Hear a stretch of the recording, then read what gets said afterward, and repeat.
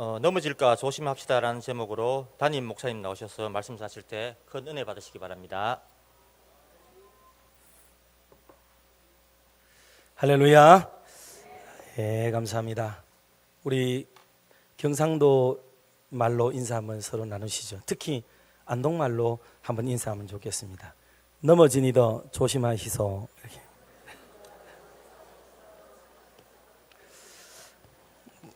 이럴 때가 제일 민망하고 어렵습니다. 저도 잘 알거든요. 오늘 우리 학생들하고 같이 또 예배를 드리게 되어서 굉장히 기쁘게 생각합니다. 여러분들도 이제 어른이 되고, 그리고 또 짝을 찾아서 결혼을 하게 되고, 그리고 자녀를 낳아서 길러보면 부모 세대가 가지고 있는 자녀들에게 대한 기대, 그리고 바람, 이런 것들이 나타나게 돼요. 여러분들은 어때요? 여러분의 자녀들이 부모님께 잘 순종하고, 그리고 안정되게, 그리고 정말 조심스럽게 자라기를 바라지 않겠습니까? 그렇겠죠. 우리 자녀들이 그렇게 되기를 바라죠.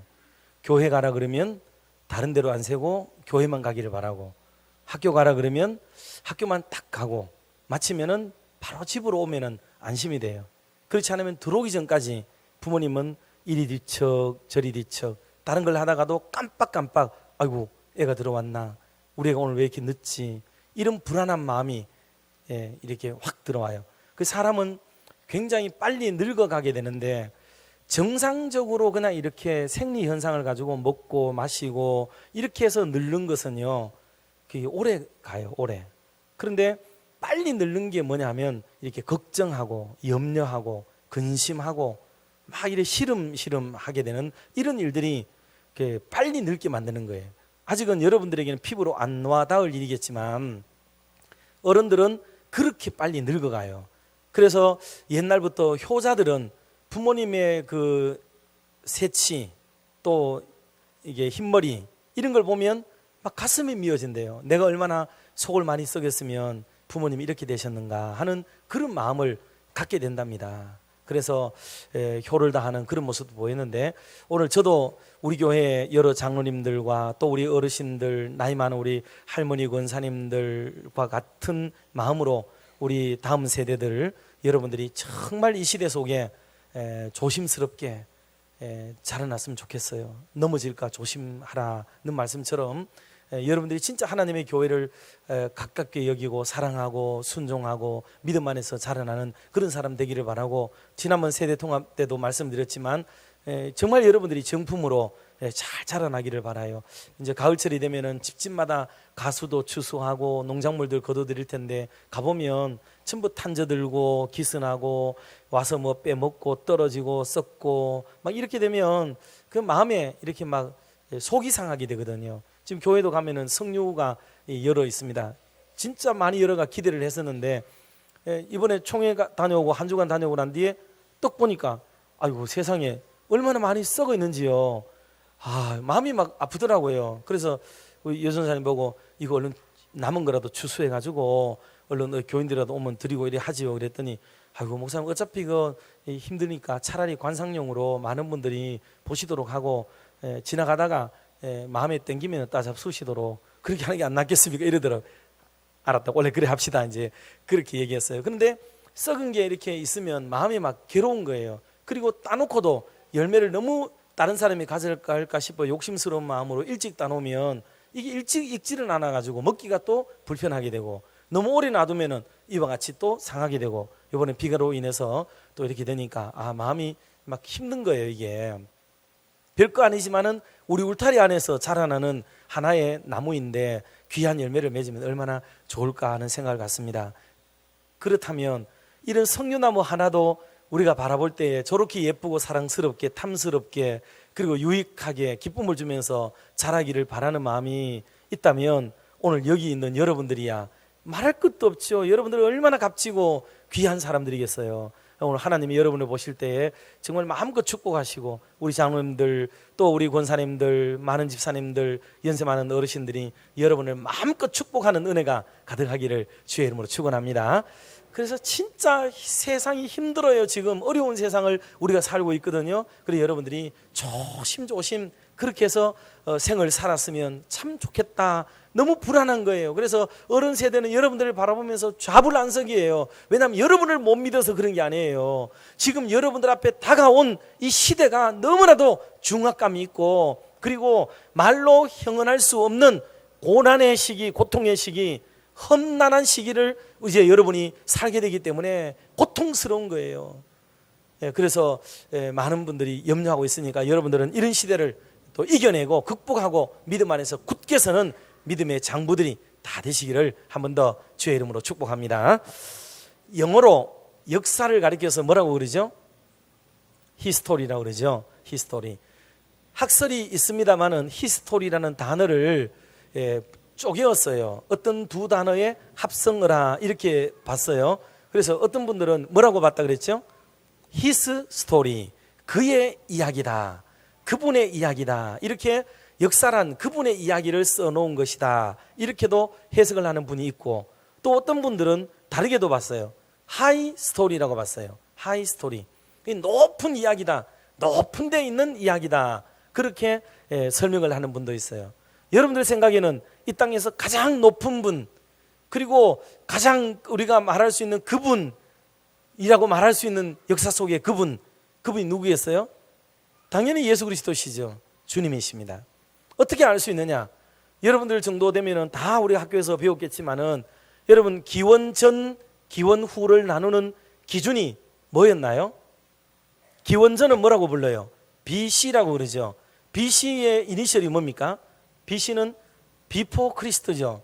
예수님 오시기 전을 BC라고 얘기를 하는 거예요. AD라고 하는 건 뭐예요? Anno Domini라고 그러죠.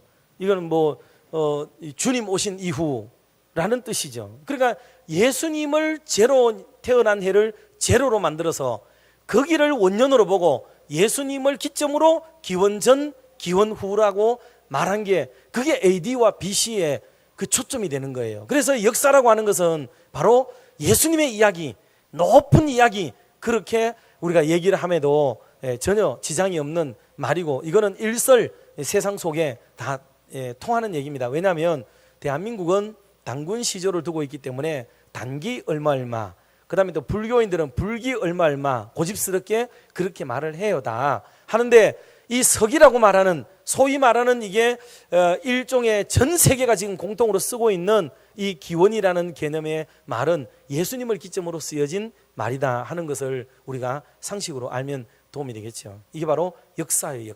역사의 근간이 되고, 역사의 기준이 되고, 역사의 뿌리가 되고, 역사 자체가 되고, 역사의 내용물이 되는 게 다 예수 그리스도를 기점으로 쓰여지고 있다 하는 것을 우리가 알고 있습니다.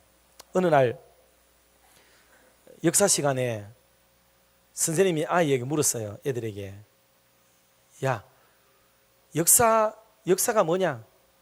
역사는 지나간 일이지요. 그래, 잘했어. 그럼 역사를 왜 배워야 되지? 아이, 몰라요. 그랬더니 선생님이 알밤을 한 대 꽝 줬어요. 그럼 선생님 모르면 가르쳐 주셔야지 왜 알밤을 줘요? 그래, 내가 한번 가르쳐 줬으니까, 알밤을 주면서 가르쳐 줬으니까 그 다음에 네 말해봐. 역사를 배워야 되는 이유가 뭐지? 물었더니 모른다니까요. 그러니까 선생님이 또 알밤을 주려고 딱 하니까 얘가 이번에 싹 피었어요. 그래서 아이에게 가르쳐 준 게 그 역사였어요. 역사는 이미 지나간 일이었는데, 알밤을 처음 맞을 때 일은 뭐가 됐어요? 벌써 역사가 된 거예요. 역사. 알밤을 한 대 맞았던 역사가 돼요. 두 번째 때리려고 할 때는 이 아이가 피했어요. 어떻게 피할 수 있었느냐? 그거는 역사를 알기 때문에. 선생님이 손을 이렇게 옮아가지고 때리려고 그러는 거는 나를 타격하려고 한다는 걸 알고 본능적으로 싹 피하게 되는 거예요. 역사를 배워야 될 이유를 네가 알겠냐고 얘기를 했어요. 그제서야 아이가 머리를 글쩍글쩍 거리면서 예 하고 대답을 했습니다. 여러분, 역사를 배우는 이유는 뭐예요? 이름 말해도 잘 모르시겠죠? 알밤을 마시면 됩니다. 역사는 똑같은 일들을 반복하지 않기 위해서 역사를 배워요. 물론 좋은 것들도 있을 수 있어요. 그런데 여러분, 좋은 것도요, 좋은 게 아닙니다. 역사가 좋은 거라고 늘 좋은 것만 꿈꾸고 기대하는 사람의 그 생각을 가지고 있는 역사성이 있는 사람은요, 다음에 똑같은 것 좋은 것이 안 나타나면은 항상 찡그리고 살고 불평 원망하며 사세요. 여러분 그걸 잘 아세요? 대단히 위험해요. 그 얘가 이래기만 얘기도 잘 모르세요. 또 예컨대 우리가 부모 세대들이 당신들이 어렸을 때 신앙생활을 할 때 좋았던 기억이 막 남아 있어요. 그래 요즘 크는 아이들도 내 좋아하던 때로 똑같이 하기를 바라는 거예요. 잘 됩니까? 시대가 달라졌는데 안 되죠. 그러면 뭐가 생겨요? 불만이 생겨요. 계속 아이를 닥달하게 되고 틀렸다 잘못됐다 그렇게 하면 안 된다. 기준이 뭐가 되어 있느냐면 내 좋았을 때가 기준이 되어 있는 거예요. 그게 역사가 되어 있어요. 내 인생과 가치관의 역사가 딱 되어 있어 가지고 다른 것을 받아들이지 못하는 그 역사가 되어 있는 거예요. 다른 사람에게는 막 새로운 걸 받아들여라 뭐 해라 라고 말하지만 그러는 자신은 정작 자기 기준을 딱 가지고 있는 거예요. 이게 아이러니한 역사의 모순이라고 얘기를 할 수가 있는 거예요. 그래도 이건 좀 덜한 거죠. 더 나쁜 거는 역사가 한번 나쁜 것이 지나갔는데도 또다시 나쁜 것들이 반복되게 만든다면 역사를 배우는 이유가 없어지게 되겠죠. 그러니 그러지 않도록 조심을 해야 되는 거예요. 그래서 우리나라 역사에도 보면 뭐 가깝게는 일제 치하에 36년 동안이나 압제를 당했던 슬픈 역사, 아픈 역사가 있어요. 이 역사를 우리가 오늘날 배우고 가르치고 후대에 승계하는 이유가 뭐예요? 이런 역사를 다시 밟지 않도록 하기 위해서 하는 거죠. 그러지 말라고 하는 거예요. 우리나라가 뭐 이게 어른과 젊은 세대와 나이 많은 세대가 막 응겨가 싸웠던 옛날 역사도 있어요. 노소로 막 갈라져 가지고 막 힘들게 지냈던 세월이 있죠. 그게 좋았던 게 아닐 수 있어요. 그러니 그런 거를 다시는 그런 일이 생기지 않도록 역사가 악순환이 되거나 반복되지 않도록 조심하자는 의미가 그 속에 있는 거예요. 이게 역사를 배워야 되는 중대한 이유 중에 하나가 그게 되는 거예요. 6.25 전쟁 같으면 얼마나 동족 상잔의 비극이 일어났습니까? 어마한 사람들이 다 생명을 잃게 되어져. 이념 전쟁 때문에 이렇게 큰 동포 간의 전쟁을 하고야 말았던 이 아픈 역사가 바로 얼마 전에 있었잖아요. 바로 얼마 전에. 그런데 지금 대한민국은 지금 이념 전쟁으로 지금 막 탁 추돌을 하려고 추돌을 하고 있는 거죠. 지금 상황이 매우 위태로운 지경까지 나아가고 있는 거예요. 역사를 배운 사람은 이런 일이 두 번 다시 일어나지 않도록 조심을 해야 되는 교훈을 우리가 얻게 되는 거죠. 이게 역사를 배워야 되는 이유예요. 그런 것처럼 성경에도 역사가 있어요. 성경 역사.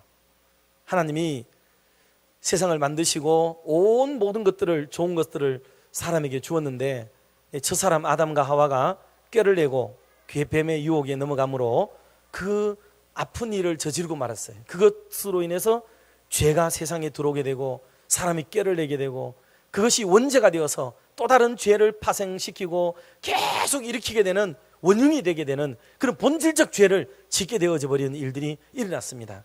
역사 속에 하나님을 배반하고 부인했던 수많은 왕들의 이야기가 있습니다. 하나님의 명령을 받은 사도와 선지자들이 그 몫을 제대로 감당하지 않음으로 인해서 하나님의 그 징계와 채찍을 받았던 사건들이 성경에 쫙 기록이 되는 거예요. 이스라엘 민족에 대한 독특한 사랑과 특별한 은총을 하나님이 베풀어 주셨건만 이 백성들은 하나님을 배반하고 돌아서고 말았어요. 하나님이 그 백성들에게 정신 차리라고 교훈을 준 사건들이 많이 있습니다. 이런 것들을 통해 가지고 우리는 학습 효과를 가져야 돼요. 배워야 되는 거예요. 우리가 그런 일을 직접 당해보기도 했지만 아직 당하지 않은 일들도 많이 있을 수 있잖아요. 그런 일들을 통해 미리 예방하고 다시는 그런 믿음을 가지지 않도록 그런 자리에 가지 않도록 우리의 믿음을 튼실하게 지켜가야 되겠다는 이런 각오와 결단을 갖게 하는 의미에서 이 역사는 대단히 중요한 거예요. 그럼 오늘 이 본문 말씀으로 좀 다시 돌아가서 오늘 이 시대에 우리가 깨우치고 교훈을 받아야 될 몇 가지 말씀들을 간략간략하게 말씀을 좀 드리려고 해요. 그 세 가지의 교훈을 우리가 좀 얻었으면 좋겠습니다. 자, 우리 한번 소돼지 1번을 같이 한번 읽어보도록 그렇게 하겠습니다. 자, 1. 이슬람을 조심하라. 뭐를 조심하라고요? 이슬람을 조심하라. 물론 오늘 본문에는 이슬람을 조심하라는 말이 나오지는 않습니다. 그런데 구태여 성경을 조금 말씀을 드리자면 오늘 본문에는 지금 하나님이 지금 우상 숭배를 하는 이스라엘 민족에 대해서 대단히 진노하세요. 이 관주와 더불어서 이게 성경을 이렇게 읽어보면 이스라엘 민족이 이런 일이 있었죠. 모세가 하나님으로부터 계명을 받기 위해서, 십계명을 받기 위해서 호렙산에 올라가요. 올라갔는데 앉아있는 사람들의 생각에는 뭐 얼른 내려오겠지라고 생각했는데 올라갔는데 일주일이 지나고 2주일이 지나도 3주일이 지나도 감감무소식인 거예요. 밑에 있는 사람들은 불안해하기 시작합니다. 무슨 일이 생겼는가 아닐까? 짐승이 뜯어먹었을까? 오르내리다가 죽었을까? 뭔 일이 생겼겠지? 별별 생각이 다 드는 거예요. 모세가 우리를 버리고 도망간 것인지도 몰라 등 다양한 견해가 나오면서 모세를 믿지 못하고 이 일을 하나님이 하고 있다는 것을 잊어버린 채 그들은 불안해합니다. 그러다가 그들 가운데 리더가 나와서 이런 제안을 합니다. 금붙이를 전부 다 가지고 와라. 그리고 그들이 뭐를 만들었죠? 금송아지를 만듭니다. 그리고 거기에다가 절을 하고 그 앞에서 먹고 마시고 뛰어놀고 즐기고 하나님 앞에 아름답지 못한 행동을 하면서 하는 말이 있었어요. 그게 뭐냐면 이제부터는 하나님은 반응이 없고 하나님의 종도 대답이 없으니까 이 금송아지가 우리를 저 애굽에서부터 건져낸 하나님이다. 이렇게 선포를 하고 하나님을 그것을 하나님이라고 섬기는 이런 기가 막힌 일이 벌어지게 되었어요. 나중에 모세가 40일을 채우고 내려와서 석판을 가지고 내려와 보니 이스라엘 민족이 하고 있는 행위가 여간 이게 하나님 보시기에 아름답지 못한 행동을 하고 있는 게 아니에요. 그래서 석판으로 금송아지를 쳐서 부스러뜨려버리고 칼날을 들고 그때 당시 사람을 3,000명이나 죽여버립니다. 몇 명이라고요? 3,000명이 3,000명. 그 일을 자행해요. 하나님 앞에 반듯하게 살지 못하고 우상을 숭배한 이 일들, 그것을 하나님이라고 여기고 섬기는 것, 이런 행위들, 자기가 섬기고 있는 주변의 것을 하나님처럼 섬기고 있는 것, 그게 바로 옳지 못하다는 거예요. 이슬람이 지금 이 땅에 지금 점점 번성하고 창대케 되고 있습니다. 이슬람이 섬기는 알라가 하나님이라고 말하는 사람들도 있지만 교리적으로 깊숙이 들어가 보면 실제로 통하는 부분이 전혀 없는 건 아니지만 사실은 거의 다른 하나님을 지금 섬기는 것과 같아요. 그런 면에서 이슬람의 공포가 지금 전 세계를 휘감아오고 있고 특별히 우리 다음 세대 여러분들이 살아야 될 세상은 대한민국 안에서도 이슬람을 직접 면대하며 살아가야 되는 그런 시대가 되고 말았습니다. 이게 두려운 일이에요. 지금 대한민국에 이슬람의 숫자가 얼마냐 하면 지금 약 20만 명 이상으로 봅니다. 20만 명이라는 숫자는 적은 숫자가 아니에요. 그 중에서 5만 명 가까운 숫자는 어떤 숫자냐면 대한민국 사람 중에서 이슬람을 이미 믿은 사람의 숫자가 5만 명이나 되는 거예요.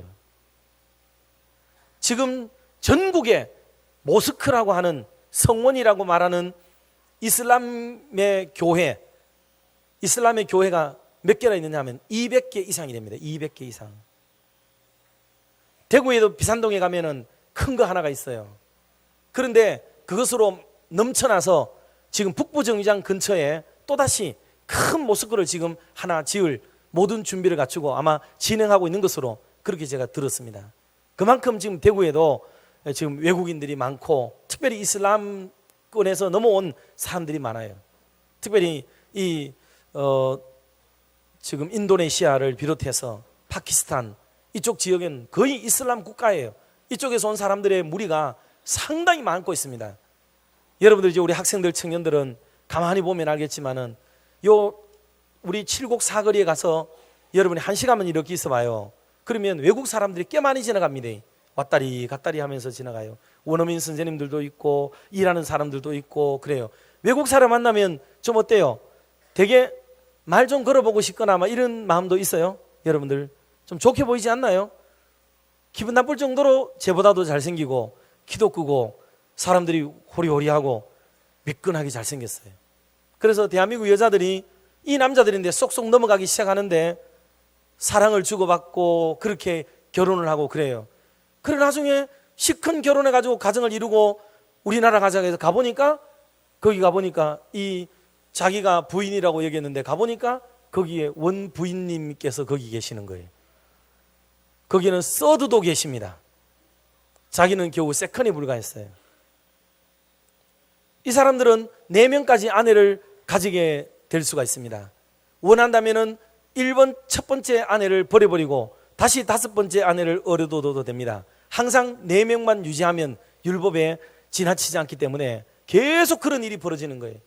그래서 서울에 가서 만나보니까 외국 사람 멋있고 청바지 입고 수염 쫙 기르고 너무 뽀대나고 멋있어서 대한민국 남자들은 눈에도 안 차는 여자들이 그렇게 교제하고 결혼하고 했다가 울고 불고 범벅이 돼가지고 돌이킬 수 없는 자기의 인생 자체가 그냥 감벼서 돌이킬 수 없는 일이 벌어져요. 결혼하고 나면 우리처럼 정상적으로 이혼이 가능하냐? 불가능합니다. 맞아 죽어야 돼요.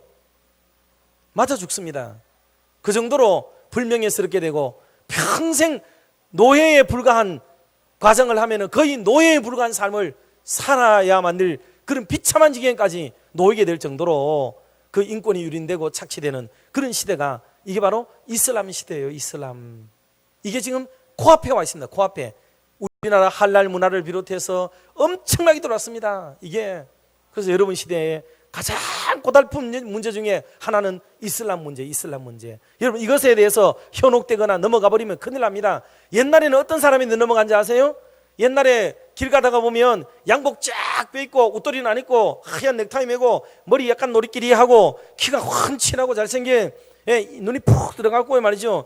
영어를 잘하는 이런 남자들이 둘둘씩 짝을 지어가 돌아다녔습니다. 마릴 성도 예수 그리스도회라는 이런 사람들이었어요. 사람들은 이 사람하고 대화하는 게 좋았어요. 그 사람들이 어설프게 말하는 한국말이 좋았고 그 사람들 따라가서 영어를 배우는 게 좋았고 영어로 성경을 배우는 거는 더 좋았고 거기에 깊숙이 빠졌다가 돌이킬 수 없는 어려움을 겪었던 사람들이 한둘이 아니에요. 지성인이라고 말하는 사람들은 전부 외국 사람들인데 다 넘어가는 거예요. 그 우리 교회 애들도 다 똑똑한데 보면 허리 뻥뻥한 사람들이 안 넘어가요. 거기는 알아요? 다 똑똑하고 한 칼 하는 사람들, 지적인 욕심이 충만한 사람들이 내노라 하는 몸매를 가지고 그런 배경을 가지고 욕심을 가지고 한번 인생을 멋있게 성공해 보자고 생각하는 사람들, 그리고 가네들은 오일 달러를 가지고 있기 때문에 돈도 많이 가져옵니다. 그리고 전략적으로 이 목표를 가지고 대한민국 안에 100만 이슬람을 만들겠다는 엄청난 목표를 가지고 이게 들어와 있기 때문에 전략적으로 접근을 해서 들어오기 때문에 여러분들이 손살을 치지 않으면은 대번에 넘어가도록 되어 있는 게 이슬람이에요. 이슬람. 여러분 이걸 기억하고 이슬람에 대한 구체적인 얘기까지는 이 시간에 다 할 수는 없어요. 그건 별도로 언제 우리가 또 부목사님들이 똑똑하고 우리가 잘하기 때문에 이슬람에 대해서 전적인 이 부분만 가지고 여러분이 특강을 좀 들으셔도 되고 할 수 있어요. 여러분이 이거를 귀담아 들으시고 여기에 현혹되지 않도록 여러분 조심하시기를 주의 이름으로 축복합니다. 자, 두 번째 소제목을 같이 한번 읽어보도록 하겠습니다. 자, 이 동성애를 조심하라. 실제로 우리나라가 지금 처해 있는 형편 중에 하나는 성적으로 우리나라가 너무 지금 문란하다는 거예요. 이거는 초등학생들이 이미 자기들끼리 성관계를 하기도 하고 중학생들, 고등학생들도 절반 가까이가 지금 성관계를 하고 있는 거예요. 어른은 어른들대로, 노인들은 노인들대로 전방위적으로 대한민국이 지금 성적으로 타락해서 이 나라가 위기스러운 상황에 놓여 있습니다. 그런 것은 물론이거니와 그거는 아무것도 아닌 게 돼버렸어요. 이제는 동성애라고 하는 새로운 성기호가 이게 발현되면서부터 온 나라가 지금 들끓고 있습니다. 동성애가 뭔지는 알죠? 우리 학생들 알죠? 여러분이 어느 날 아버지 결혼해야 되겠습니다 하고 손목 잡고 온 녀석이 모세매를 하나 데리고 들어가지고 며느리라고 데려온다니까. 희왕하게 그런 일이 벌어지고 어머니에게 사위라고 데려왔는데 알고 보니까 모세매가 아니고 여자아이가 여자아이를 데리고 오는 이런 기가 막힌 일이 지금 우리 코앞에 지금 와 있는 거예요. 지금 이게. 그리고 어쩌면 목사님들이 강단에서 이런 설교를 할 수 있는 게 마지막이 될지도 모를 위기에 지금 처해 있습니다. 지금 이런 얘기를 강단에서 할 수가 없어요. 하면은 바로 그냥 잡혀 들어가고 한 번 할 때마다 300만 원씩 예컨대 벌금을 두드려 맞아야 되는 그런 일이 벌어질 수 있는 참혹한 현실이 지금 코앞에까지 와 있는 거예요. 지금 이게. 서울시장님이 동성애 괜찮다고 모임에 가서 학부형들 모임에서 동성애 괜찮습니다라고 말을 하고 국회의원들이 동성애 모임에 가서 사인을 해주고 장려를 하고 있는 이런 실정이 되고 말았습니다. 초등학생들은 교과서를 집으로 가져오지 않습니다. 이제 왜? 그 교과서에서는 너무나도 적나라한 성기의 모양이 그대로 그려져 있고 성관계하는 장면이 거기 그대로 기록되어 있고 그리고 동성애를 좋게 여기는 그런 그림들이 거기에 다 기록되어 있기 때문에 집에 가져가면 부모들로부터 큰일을 당하기 때문에 학교 간물대에 다 전부 넣어놓고 학교 댕기도록 만들어요. 부모의 영향력을 받지 못하도록 만드는 이런 지능적인 모습으로 정교조를 비롯해서 학교가 이렇게 집단적으로 지금 우리 다음 세대들을 위기로 몰아넣고 있는 거예요. 여러분, 이거를 조심해야 된다고요. 오늘 본문에 보면 발락이라고 하는 임금이 이스라엘하고 싸워보니까 게임마다 지는 거예요. 싸울 때마다 지는 거예요. 그래가지고 발람이라고 하는 이스라엘 선지자를 불렀어요. 돈으로 매수를 하려고. 야, 이스라엘은 하나님이 계시다던데 너는 하나님의 선지자 아니냐. 그러니 네가 축복하면은 이스라엘이 이기고 네가 그러는데 네가 만약에 이스라엘을 저주한다면 이스라엘이 지지 않겠냐? 그러니 이스라엘을 좀 저주해줘. 그랬더니 마음이 휘떡 그래가지고 한번 해주려고 생각을 했었어요. 그러다 하나님이 이 나귀를 통해 가지고 사인을 주시고는 호되게 혼이 나가지고 어대에 하고는 안 했습니다. 그런데 또다시 지혜를 또 구하고 하니까 넘어가 버려요. 넘어가는데 차마 내가 저주는 못하겠고 좋은 방법을 하나 가르쳐 줄게 하고 가르쳐 준 방법이 뭐냐 하면 발락에게 말하기를 너네 나라에 이쁜 여자들 많잖아. 이쁜 여자들. 이스라엘에도 이쁜 여자 있지만은 자기 민족인데 색다르잖아. 그러니까 너네 나라의 여자들을 이스라엘 남자들에게 좀 풀어줘 봐. 그러면 이스라엘 나라들이 남자들이 좋아가지고 뭐 희왕하게 넘어가지 않겠냐고. 좋은 생각이라고 여기고 그렇게 했어요. 이스라엘 남자들이 넘어갑니다. 하나님의 진노, 발람이 그 나라를 저주하지는 않았지만은 이 놀라운 묘책을 그들에게 제공함으로 인해서 이스라엘 남자들이 타락하게 되고 하나님의 징벌을 받게 되는 장면이 성경에 기록되어 나와요. 그리고 하나님 앞에 간음하던 사람들이 얼마나 진노를 받았는지 2만 3천 명이나 죽임을 당했다는 사건이 기록되어 있는 것이 성경의 기록이에요. 우리는 이와 같이 본받지 말자. 그렇게 오늘 말씀을 하고 있습니다. 사랑하는 우리 성도 여러분, 특별히 우리 학생들 여러분들 기억하세요. 청년이 최고의 장점이 뭐겠어요? 청년에게 있어서 최고의 장점은 젊음이에요. 청춘, 힘이 있는 거예요. 박력이 있고 에너지가 있다는 거예요. 여러분, 학생들과 어린 아이들을, 어린 학생들에게 있어서 최고의 장점은 뭔지 아세요? 여러분의 힘은 정결함에 있습니다. 깨끗함에 있어요. 여러분의 힘은 정결함에 있는 거예요. 여러분이 더러워져 버리고 여러분이 오염되어져 버리면 여러분이 힘을 잃게 되는 거예요. 근데 여러분이 깨끗하게 되고 자신을 지키고 성결을 추구하고 하나님이 기뻐하는 쪽을 향하여 방향성을 가지고 나아가게 되면 여러분들은 엄청난 위력을 발휘하게 되고 힘 있는 삶을 여러분이 살아갈 수 있게 되는 것입니다. 그러므로 여러분, 이 세상이 지금 온통 뒤틀려서 엉망진창이 되어져 가고 있는 이런 시대 속에 여러분, 동성애 퀴어 축제 이런 거 많이 보셨지요? 그리고 성의 종류가 38가지나 된다고 얘기하고 짐승하고도 그 짓하고 오만 짓거리들이 지금 일어나고 있고 자행자지 되고 군대 가봐요. 이제는 여자 화장실, 남자 화장실이 따로 없어요. 그냥 화장실이면 화장실이지 뭐 남자 여자가 따로 있냐부터 시작해가지고 여러분, 실제로 대전 현충원에 가도요 남녀 구별 없는 화장실이 있어요. 지금 우리나라가 지금 이렇게까지 갑니다. 이거는 국가가 강공서가 그렇게 하고 있는 거예요. 저는 여성부라고 말했는데 이제 여성부 없어요. 여성부가 없어요입니다. 거기는 그냥 이 젠더를 포함한 모든 성을 포함하는 그런 그 위원회가 되고 말았어요. 참 이게 안타깝고 위태로운 시대를 이제 여러분이 지금 살아야 되고 여러분이 그런 세상을 향하여 걸음하고 나와야 될 입장에 있는 거예요. 가슴이 아파요. 그 여러분이 조심하세요. 조심하시고 똥을 밟지 않도록 조심하시고 여러분의 신발이 더러워지지 않고 여러분의 양심이 더러워지지 않도록 여러분의 삶을 잘 지켜서 하나님 앞에 너는 성결한 백성이다. 정결한 백성이다. 깨끗한 백성이다.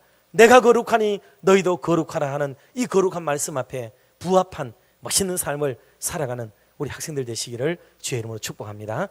마지막 세 번째로는요, 한번 세 번째를 따라 합시다. 3. 우리는 지금 어느 종교에 몸담고 있죠? 기독교에 몸담고 있어요. 종교 분류학적으로 기독교라고 얘기합니다. 자, 그런데 기독교에 몸담고 있는 우리가 기독교를 욕하면 어떡 해요? 우리가 교회를 비판하면 어떡 해요? 우리가 목사를 욕하면 어떡 해요?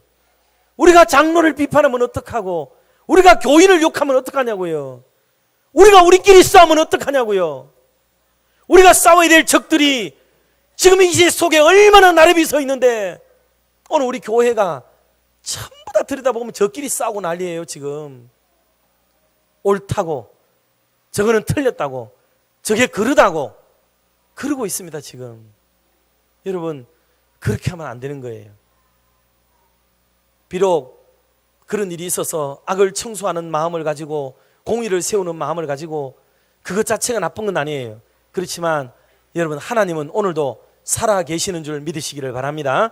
하나님은 살아 계시고, 그 잘못된 부분들을 하나님이 정리하시고, 하나님이 고치시고, 하나님이 새롭게 하시고, 하나님이 치료하시는 은혜가 있게 될 줄로 믿으시기를 바랍니다. 하나님이 역사하세요. 하나님이 하십니다. 그런데 우리가 나서서 재판관이 되고 뭐든지 하려고 하면 그게 잘못되는 거예요. 그게 성경의 정신과 위배되어지고 그렇습니다. 그러니 악을 묻어두고 그러자는 의미가 아니에요. 저는 안수받은 지가 21년 이제 되었고, 목회를 긴 세월 하는 동안에 교회 안에서 많은 가정들을 봤어요. 장로님의 가정, 권사님의 가정, 집사님들의 가정, 성도님들의 가정, 혼자 오는 성도들의 가정 등 여러분들을 많이 만났어요. 그런데 특이한 점이 하나 있어요. 특이한 점이 하나 있더라고요. 여러분, 그게 뭔지 아세요? 그거는 가정마다 흐르는 영적 기류가 있어요. 어느 집이든지 다 달라요. 그 가정에서 귀하게 여기는 신앙의 색깔이 흘러내리더라고요. 이게 놀라울 정도예요. 어떤 가정은 악한 일에 쓰임을 받아요. 항상 악한 일에, 자기는 정의로운 일이에요. 그런데 그게 항상 험한 일에만 쓰임받는 가정이 있어요. 어떤 가정은 자녀들이 어릴 때부터 11조만큼은 떼먹지 마라, 이걸 가르치는 가정이 있더라고요. 다른 거는 네가 몰라도 네가 인생을 성공하고 우리 가문이 잘 되고 우리 집안이 잘 되려면 너는 11조를 떼먹으면 안 돼. 아무리 힘들어도 이거는 네가 해야 돼. 이거를 가르치는 가정이 있어요. 어떤 가정은 근래에는 이 선교에 대한 가정 마음을 가지고 너는 남을 돕고 살아야 돼. 우리는 복음의 빚진 자야. 우리 가문이 어떻게 하다 예수를 믿게 되었어. 얼마나 감사하고 은혜로운 일이야. 그리고 너는 이 일에 헌신하는 사람이 돼야 돼. 우리 가정들 중에 선교사가 나오면 좋겠어. 이렇게 가풍을 이어가는 영적 기류가 형성되는 가정이 있어요. 어떤 가정은요, 주의 종을 대항하지 마. 어떤 일이 있더라도 주의 종을 맞서지 마라. 이거를 가르치는 가정이 있어요. 교회 일에 대해서 언제나 긍정적이고 순종적인 마음을 가졌으면 좋겠어. 이게 우리 집안에 흐르는 영적 가풍이라고 주장하는 그런 가정들이 있어요. 여러분, 생각 없이 아무렇게 그냥 예수 믿는 게 아니고 가정마다 가보면은 그 특이한 그 무엇이 가정을 적시고 흘러내리고 있어요. 여러분 집안에는 어떤 영적 가풍이 흘러내리고 있는지를 여러분 한번 살펴보세요. 자녀는 그냥 기른다고 되는 게 아니에요. 하나님이 기뻐하고 우리가 무엇인가를 위해서 기도하고 이루고자 하는 그 어떤 것이 그 속에 흘러내게 돼 있어요. 그렇게 교육받은 사람들이 얼마나 하나님을 기쁘시게 하고 영적인 사람이 될 것인가를 생각해 보세요.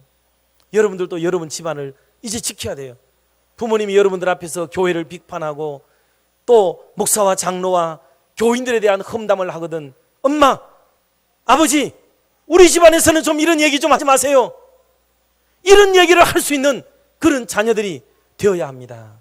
영적 가풍을 새롭게 일으킬 수 있는 그런 세대가 되어야 되는 거예요. 여러분, 세상의 학문도 얼마나 필요하고 요긴한지 강조하지 않아도 말할 수 없이 중요합니다. 그러나 영적인 가풍이 바로잡히게 되면 그 사람은 신앙적으로 훌륭한 믿음의 사람들로 성장하게 되고, 이런 영적인 사람이 되어지게 되면 하나님이 책임지는 아름다운 사람의 인생을 살게 되는 거예요. 하나님이 붙들어줍니다. 할렐루야. 여러분 진짜 이것을 기억하고 여러분의 가정 속에 야곱의 가정에서 그러했던 것처럼 나중에 베델로 올라가서 우상을 제거하고 드라빔을 제거하고 하나님이 기뻐하는 옷을 빨고 제사를 지냈던 것처럼 여러분의 가정 속에 더럽고 추한 것들이 다 벗겨지고 옷을 빨고 세탁하고 그를 지고 잘못된 것들을 버려버리고 여러분의 가정 속에 하나님이 원하시는 은혜의 기운, 축복의 역사가 여러분의 가정을 덮어내리는 놀라운 은혜가 있기를, 은총이 일어나기를 주님의 이름으로 축원합니다.